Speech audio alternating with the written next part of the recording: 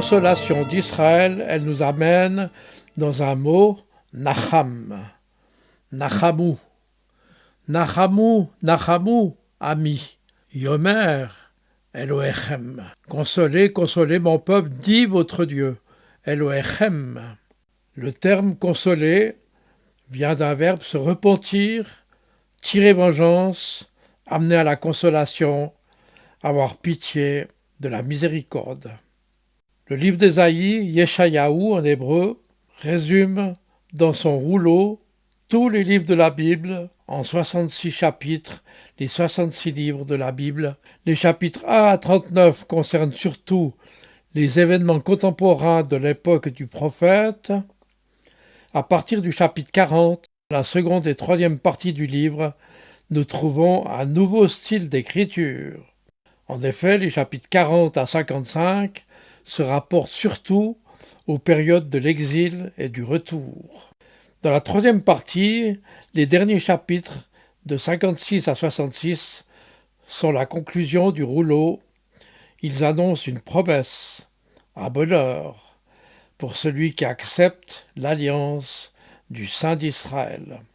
C'est dans le chapitre 40 d'Isaïe que nous trouvons une parole prophétique annonçant un message de délivrance pour Israël, ainsi qu'une espérance messianique pour les nations. Le prophète est porteur d'un nouveau message. Au chapitre 40, il annonce justement la bonne nouvelle, en hébreu bassar, un mot qui a donné en grec et dans nos traductions françaises l'évangile. Notons aussi que c'est dans ce chapitre verset 3 que le prophète nous annonce la voix qui crie dans le désert. Ce célèbre passage messianique nous conduit donc au futur personnage de Jean le Baptiste. Une voix crie « Préparez au désert le chemin de l'Éternel, aplanissez dans les lieux arides une route à notre Dieu. Élève avec force ta voix, Jérusalem, pour publier la bonne nouvelle. Élève ta voix, ne crains point, dis aux villes de Juda, voici votre Dieu. » Et l'on appelle l'ensemble de ces 27 chapitres qui commencent à partir du 40e jusqu'au 66e, les livres de la consolation d'Israël. Le premier verset du 40e chapitre d'Isaïe résume les prophéties qui vont suivre. « Consolez, consolez mon peuple, dit votre Dieu. » Et dans son dernier chapitre, le 66e, Isaïe décrit des nouveaux cieux et une nouvelle terre, comme le fera l'apôtre Jean dans le 66e livre de la Bible. Dans cette année 2025, il y aura eu plusieurs commémorations, notamment celle du 25 janvier qui commémore les 80 ans des derniers rescapés de la Shoah. Dans cette commémoration, vous allez voir un extrait. Tous ces rescapés faisaient partie de l'auditoire et il faut savoir que dans les prochaines années, ils auront quasiment tous disparu. Le 27 janvier 1945, les troupes soviétiques entrent dans le plus grand camp de concentration nazi, Auschwitz.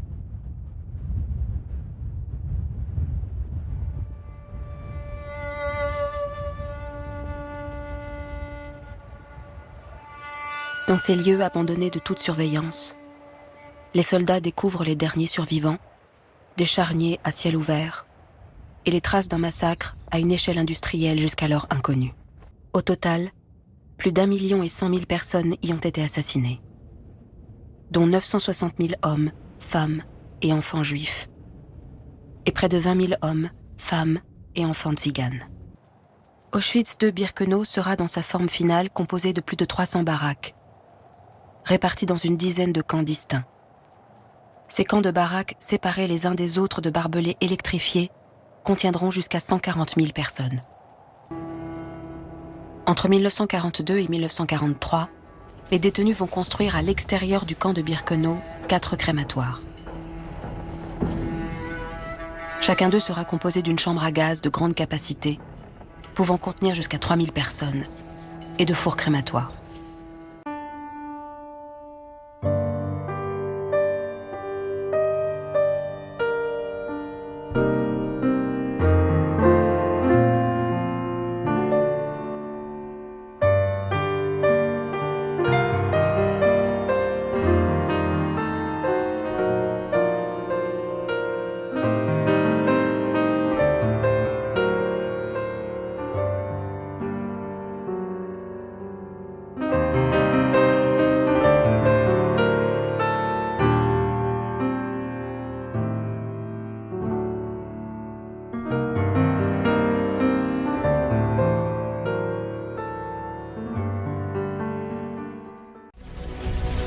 conférence de Wannsee, c'est le crime à l'échelle industrielle. Les Juifs, par milliers, sont entassés dans des fausses douches et gazés.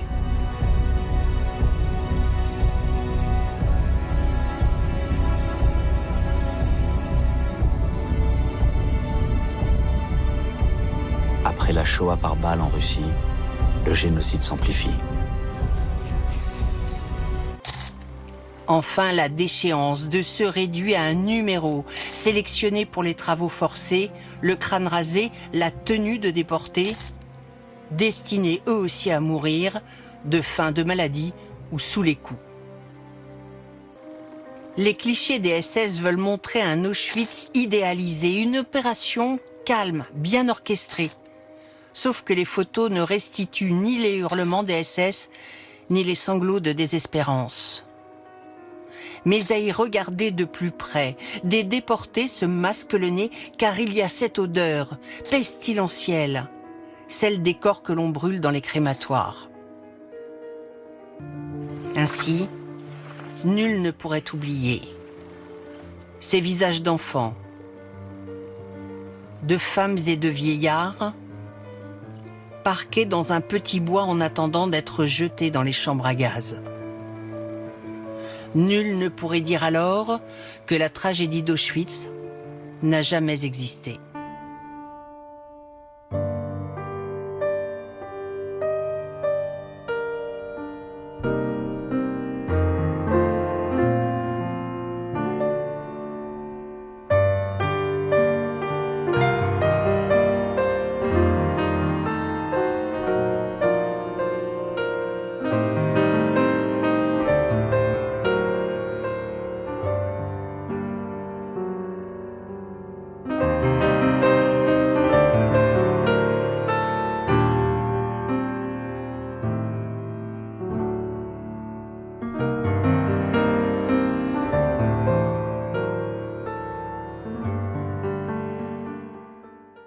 Après la Shoah par balle et tous les pogroms en Israël, on disait « plus jamais ça ».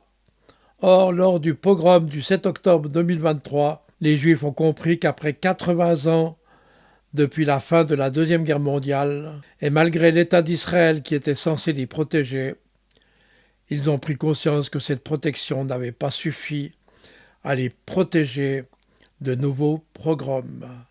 C'est la raison pour laquelle le 7 octobre 2023 a été un grand tournant pour notre civilisation. Le Hamas a trouvé moyen d'aller assassiner des femmes, des enfants, des bébés sur le territoire d'Israël. C'est quelque chose de sans précédent depuis la naissance d'Israël en 1948. Et malgré le 7 octobre, vous avez plein de commentateurs sur des médias qui condamnent Israël, qui l'accusent de génocide. Il y a eu le 7 octobre 2024 une grande commémoration émouvante sur la place des otages à Tel Aviv, qui marquait la première année de cette tragédie. On n'oubliera jamais ce moment en Israël. Et les participants ont chanté la Tikva qui signifie espoir.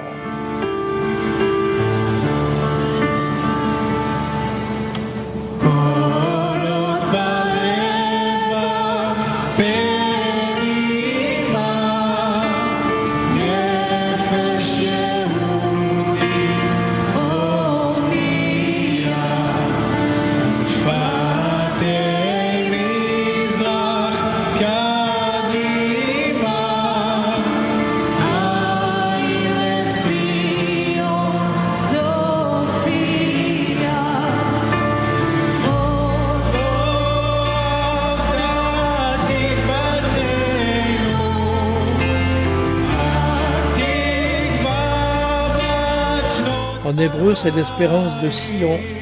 Depuis les extrémités de la terre, les Juifs proclament leur espérance. Ils chantent « Nous n'avons pas perdu espoir de vivre librement sur la terre de Sion et à Jérusalem. » Malgré l'horreur du 7 octobre, ils n'ont pas perdu l'espoir.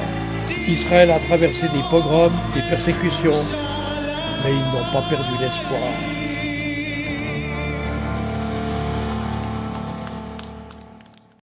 On parle souvent sur les médias des victimes innocentes. On accuse l'armée tsarale de massacre d'innocents, mais on a oublié les réalités de la guerre, en lien avec des enjeux essentiels qui permettent d'éradiquer l'ennemi. Il y a 80 ans, le nazisme devait bien évidemment être vaincu. Et pour ce faire, il y a eu des batailles terrifiantes, sur la terre, dans les airs, sur la mer et sous la mer. C'est pourquoi une des menaces existentielles pour les Alliés étaient les U-boats, c'est-à-dire les sous-marins allemands qui torpillaient les navires de guerre et la marine marchande. Vous allez voir un documentaire que nous allons projeter qui fait prendre conscience de ces enjeux. La Grande-Bretagne et la France déclarent la guerre à l'Allemagne. Le jour même, les U-boats entrent en scène. Objectif, détruire tout navire ennemi sans distinction. Les U-boats sont déjà en ordre de bataille alors que leurs adversaires ne sont pas prêts au combat. Sur le continent, aucun affrontement ne s'est encore produit. Britanniques et Français prennent leur temps pour mobiliser leurs armées. Hitler ordonne alors la construction d'une armada de submersibles. Français et Britanniques possèdent alors 2 fois plus de submersibles que les Allemands. Cette supériorité flagrante n'impressionne pas les nazis. 8 mois après la déclaration de guerre, les combats terrestres commencent. En seulement 6 semaines, l'armée française est balayée par la Wehrmacht. Avec cette victoire éclair, l'Allemagne s'empare des bases navales du littoral français. De la Norvège à la France, les côtes de l'Europe sont sous contrôle nazi. Les portes de l'Atlantique sont désormais grandes ouvertes pour les U-boats. Un ratio imbattable qui fera dire aux vieux lions britanniques « Tout au long de cette guerre, je n'ai vraiment eu peur que d'une seule chose, des sous-marins. »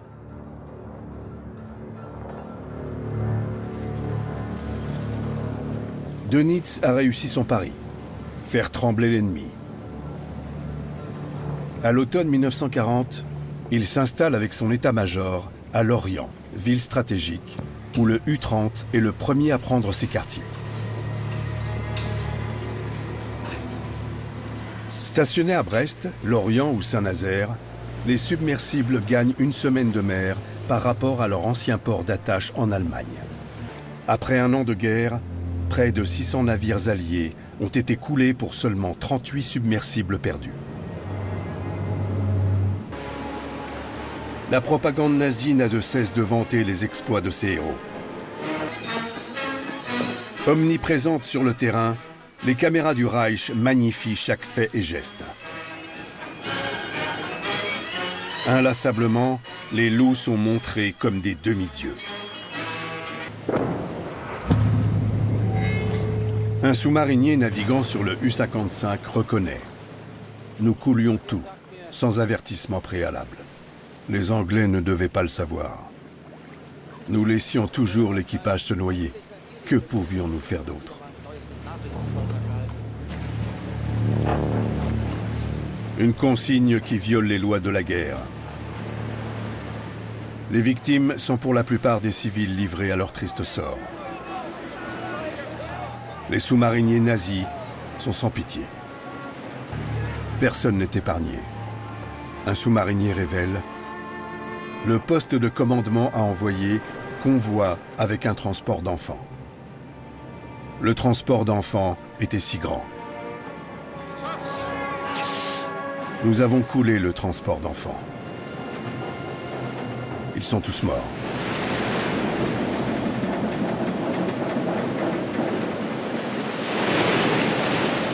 En mai 1941, une des machines d'encryptage nazie, la fameuse Enigma, est providentiellement livrée au QG du MI6 à Bletchley Park. Cet exemplaire, accompagné de son manuel d'utilisation, provient d'un U-boat capturé par un destroyer anglais. Pour l'anecdote, c'est le bourreau du paquebot Athénia, le capitaine Fritz Julius Lemp, qui, en ratant le sabordage de son U-110, laisse les Britanniques s'emparer du matériel resté à bord. Les nazis, ignorant tout de cet épisode, ne changent pas leur code. Cet événement marque un tournant dans la guerre du renseignement. Le plus complexe des codes de cryptage nazi est cassé. À présent, la machine conçue par le mathématicien Alan Turing peut traiter les messages de l'ennemi en 36 heures. Les convois transatlantiques les plus stratégiques sont déroutés pour les préserver des attaques. Mais épargner tous les transports éveillerait les soupçons. L'amirauté sacrifie alors des navires pour préserver ce précieux avantage. Il faut prendre conscience que les enjeux de la guerre entre Israël et Gaza, la guerre de l'Iran en juin dernier, nous montrent qu'il y a des informations codées nécessaires pour l'armée de Tsahal. Il faut faire en sorte de gagner la guerre, coûte que coûte.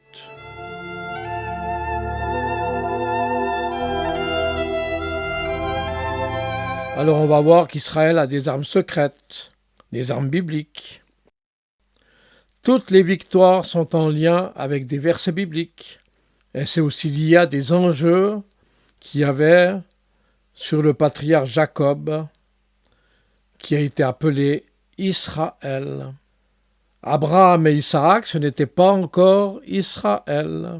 Mais avec Jacob, c'est Israël, c'est-à-dire celui qui a 12 fils, qui deviendront les 12 tribus d'Israël. Et Joseph, quand il sera attaqué bien plus tard, il recevra des flèches de ses ennemis, qui sont les ennemis de Jacob, c'est-à-dire les ennemis d'Israël. Dans la Bible, c'était déjà des menaces contre le patriarche Jacob qui venaient comme des flèches, retz, flèches, traduit comme missiles aujourd'hui. Ces flèches sont la clé, et l'arme secrète pour combattre ces flèches, c'est le tout-puissant de Jacob. C'est le tout-puissant de Jacob qui a la capacité de détourner tous les missiles, toutes les menaces sur Israël. Mais il y a eu par la suite une autre arme secrète d'Israël. Vous savez laquelle? C'est bien entendu la fronde de David. On est au XXIe siècle et tous les jours on parle d'Israël. Tous les commentateurs sur les médias donnent comme exemple le stratège du Mossad et que Tsahal est la meilleure armée du monde. C'est l'une de leurs armes, la fronde de David, qui symbolise la bataille contre Goliath. Par conséquent, Israël, symboliquement, il a aujourd'hui la fronde de David. Et c'est toutes les armes d'Israël qui combattent l'ennemi, c'est-à-dire l'Iran, le Hezbollah, le Hamas, les Houthis. Toutes ces armes sont nommées selon des termes bibliques. Elles sont reliées à la force prophétique d'Israël, c'est-à-dire toutes les armes secrètes sont en lien avec les combats d'Israël dans la Bible. Tout ce système qu'Israël a comme défense, c'est-à-dire la force aérienne et spatiale, elle est en lien avec des promesses reliées à des versets bibliques. Il nous faut observer les armes actuelles qu'utilise Israël. Le dôme de fer, la fronde de David dont on vient de parler. Mais il existe différentes versions des missiles, lesquels sont nommés arrow, est un terme anglais qui est relié à la flèche. Le dôme de fer est un système de défense aérienne mobile, à l'origine israélien, conçu pour intercepter des roquettes, des obus, de courte portée. La fronde de David, en revanche, est un système militaire de l'armée de défense Israël. C'est une moyenne portée. Ce système est conçu pour intercepter des roquettes de courte à longue portée, ainsi que des missiles de croisière à vitesse peu élevée. Enfin, il y a la flèche Arrow, longue portée. On appelle ça le THAAD américain. Les missiles Arrow volent généralement à des altitudes d'environ 20 à 60 km, la haute atmosphère, avant de piquer vers leur cible. Maintenant, il faut parler du Mossad et comprendre qu'est-ce qu'il y a derrière le Mossad. Le Mossad est l'un des 3 grands services de renseignement israéliens aux côtés du Shin Bet, c'est-à-dire l'agence civile de renseignement intérieur, et de ce qu'on appelle l'Aman, branche de Tsahal des renseignements militaires. Le symbole du Mossad, c'est aussi une menorah, c'est-à-dire un chandelier à 7 branches. Le Mossad est inspiré d'un verset des Proverbes, je le cite, « Quand la prudence fait défaut, le peuple tombe, le salut est dans le grand nombre des conseillers. » Proverbes chapitre 11, verset 4. Ou on peut aussi traduire « Faute de direction, un peuple tombe, son salut, c'est-à-dire sa délivrance, réside dans la multitude de ses conseillers. » Or, la multitude de ses conseillers, en hébreu, c'est Vatashua, relié au nom de Yeshua. Donc on peut dire que derrière la force du Mossad, il y a déjà un mot qui nous fait comprendre, qui nous rappelle que le salut est toujours relié au nom de Yeshua dans la Bible.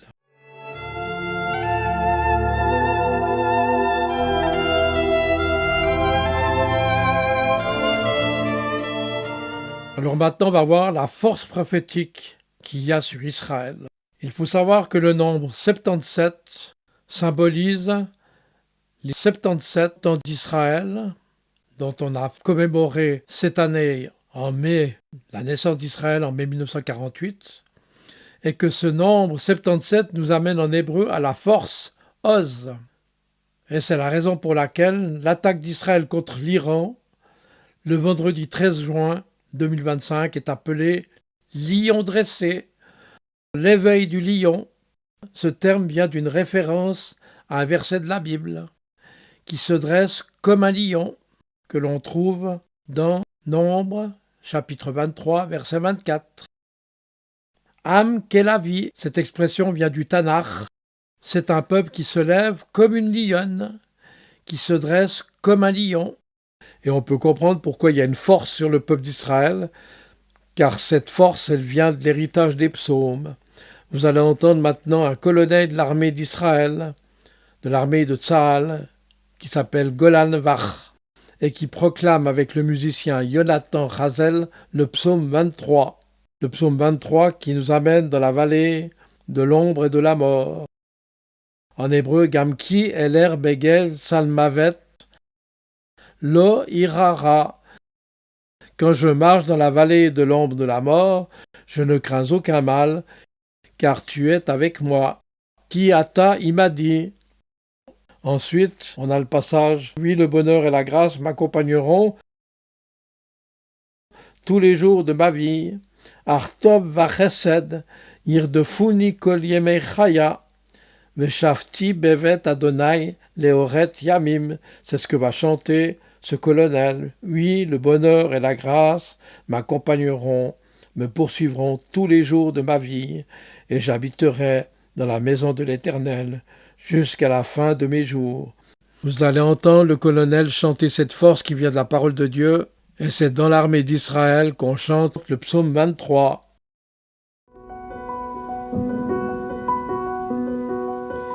גם כי אלך בגץ אל מוות לא אירא רע כי אתה עמדי גם כי אלך בגץ אל מוות לא אירא רע כי אתה עמדי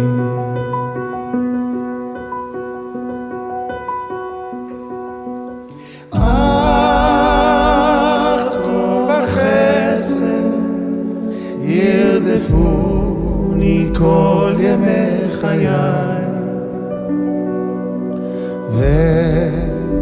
ושבתי בבית השם לאורך ימים אך טוב החסד ירדפוני כל ימי חיי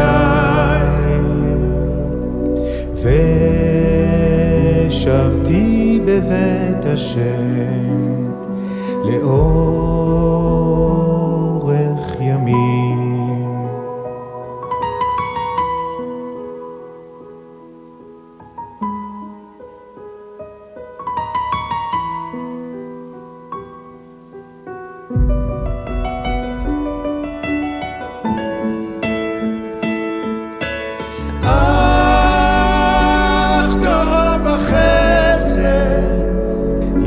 ירדפוני כל ימי חיי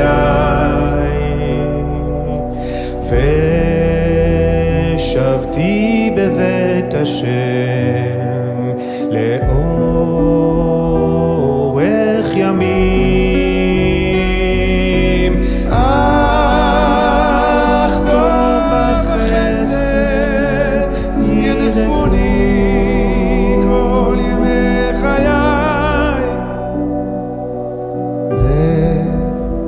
ושבתי בבית השם לאורך ימים.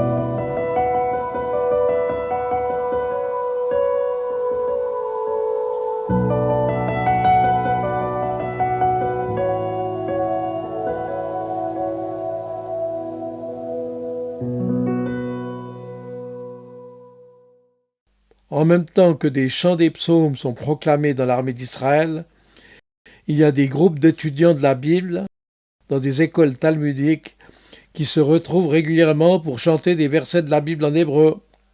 C'est pour ça qu'il faut prendre conscience qu'au début du XXe siècle, il y a eu dans l'Église le réveil charismatique qui est né en 1904 en Angleterre. Ce réveil a été la base du ministère d'intercession du Collège biblique dans le pays de Galles. Il a permis durant la Deuxième Guerre mondiale de créer un mouvement de grand réveil d'intercession. Il s'agissait de prier premièrement pour le retour des Juifs en Israël et dans une seconde étape d'intercéder pour la libération de Jérusalem et enfin et surtout pour faire plier Hitler afin que l'Europe ait la victoire sur le nazisme. Ainsi, chaque jour, vers 5 heures du matin, des intercesseurs se retrouvaient dans le bâtiment du collège biblique. Ils priaient, chantaient des petits chœurs de réveil et toute la journée, ils adoraient le Seigneur, tout en intercédant pour Israël. Ce réveil du Pays de Galles était en lien avec une force nouvelle, car il amenait une vision prophétique reliée à la naissance d'Israël en 1948. Il est venu au travers d'un souffle que Dieu a donné et qui s'est répandu parmi tous ceux qui avaient compris l'enjeu spirituel sur la destinée du peuple d'Israël. Or, ce mouvement charismatique est en lien avec le chant d'adoration. Cependant, il a touché également des Juifs en Israël, car il s'agit en fait d'un signe en lien avec le messianisme reliant les chrétiens et les Juifs. Des musiciens, des chanteurs, parfois des centaines d'étudiants se mettent à chanter en hébreu des chants inspirés du prophétisme hébreu. Vous allez entendre un extrait musical de ces chants chantés dans une yeshiva de Tel Aviv. Les paroles du chant établissent un lien direct entre la maison du Seigneur à Jérusalem et son sanctuaire dans le temple. Par conséquent, c'est une louange qui proclame que l'Éternel règne dans son trône de gloire. Et ce qu'il chante dans cette yeshiva, c'est une louange en hébreu, très proche du chant langue que nous avons reçu dans les années 70 lors du réveil charismatique.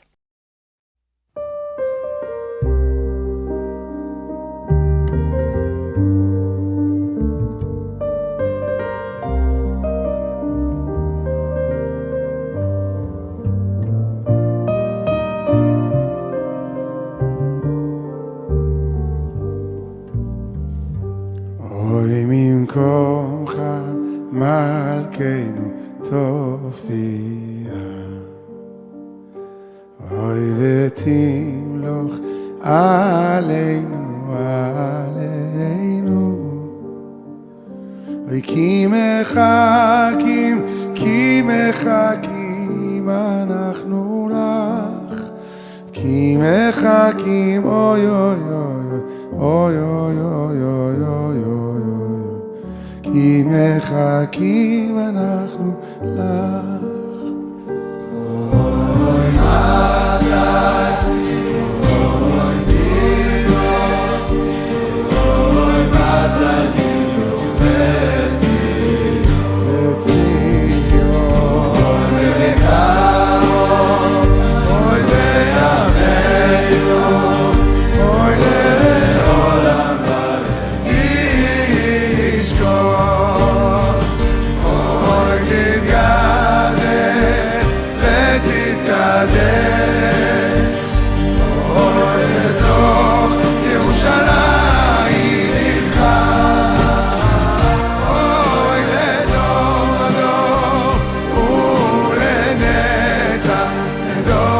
הדור ולנצח נצחים. אוי אלינו תהיה המלכות, אוי המלכותך כדבר אמור בשירי עוזך על ידי נביא משיח צדקך.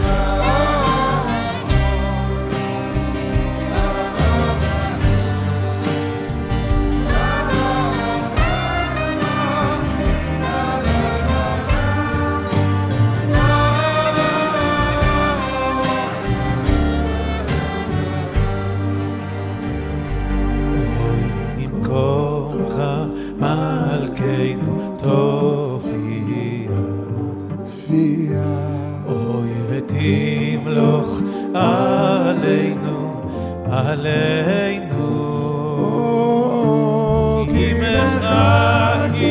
כי מחכים אנחנו לך, כי מחכים אוי אוי אוי אוי כי מחכים אנחנו לך.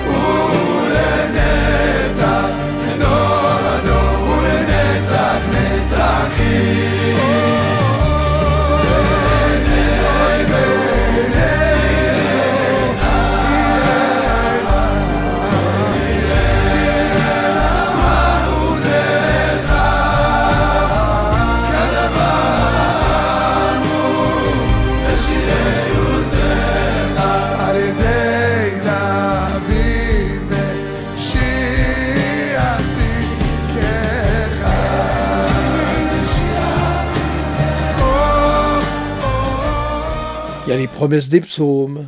L'Éternel protège et délivre. C'est pourquoi, pour terminer cette rencontre, nous allons proclamer ces versets du psaume 22. Et toi, Éternel, ne t'éloigne pas, toi qui es ma force. Ne t'éloigne pas, toi qui es mon secours, parce qu'il y a un danger. Israël doit prendre conscience qu'il a besoin du secours de l'Éternel. Mais le secours de l'Éternel, c'est avant tout un secours pour protéger son âme. Protéger mon âme contre l'épée. Éternel, viens en hâte me délivrer. Une parole constante dans les psaumes. Toi, qui es ma force, viens à mon secours. Il vient aussi ôter le pouvoir des ténèbres. Ma vie contre le pouvoir des ténèbres. Éternel, ne t'éloigne pas, toi qui es ma force et mon secours. Donc on va terminer cette rencontre avec ce psaume 22. Et toi, Éternel, viens en hâte me délivrer.